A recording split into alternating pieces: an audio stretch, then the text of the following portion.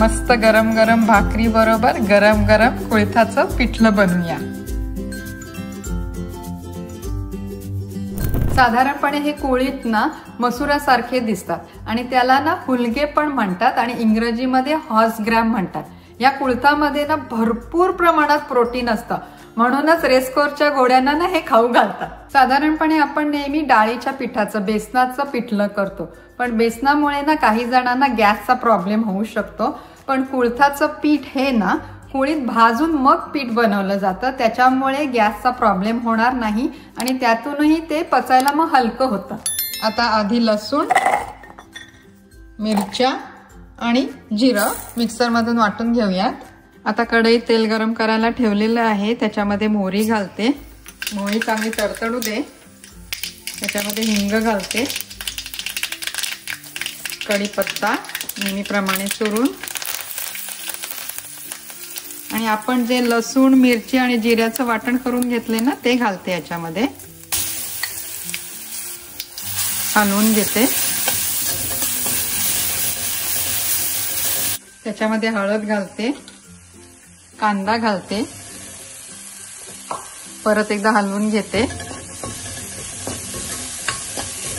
आता हे कांदा आणि वाटण चांगलं तेलामध्ये परतलं गेलंय, त्याच्यामध्ये आता आपण 4 कप गरम पाणी ऍड करूया। गॅस मोठा करते आणि झाकून पाणी उकळवायला ठेवून देते। आता पाण्याला छान उकळी आलेली आहे, त्याच्यामध्ये मीठ घालते, हे कोकम घालते 4, आणि त्याच्यामध्ये हे कुळथाचं पीठ ऍड करते। आता हे आपण 4 कप पाणी घेतलं होतं, तर हे 1 कप कुळथाचं पीठ आहे। 1:4 रेशो घ्यायचा आणि ते पीठ ना आपण चाळून घ्यायचं, म्हणजे पिठल्यामध्ये गुठळ्या होत नाही। आता ते मस्त पैकी मिक्स करते।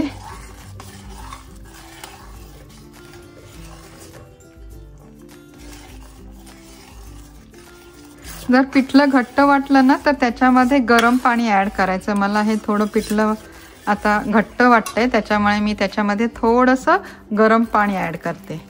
कधी लक्षात ठेवा, गरम पाणी ऍड करायचं। परत हलवून घेते आणि हे पिठलं झाकण लावून बारीक गॅसवर शिजवायला ठेवून देते। हे कुळथाचं पिठलं ना भाकरी बरोबर, कुठल्याही भाकरी बरोबर, ज्वारीच्या म्हणा किंवा नाचणीच्या म्हणा किंवा बाजरीच्या भाकरी बरोबर खूप छान लागतं, इव्हन भाताबरोबर पण छान लागतं। आता गॅस बंद करते, पिठलं झालेलं आहे, त्याच्यावर थोडीशी कोथिंबीर घालते आणि आता तुम्हाला हे काढून दाखवते।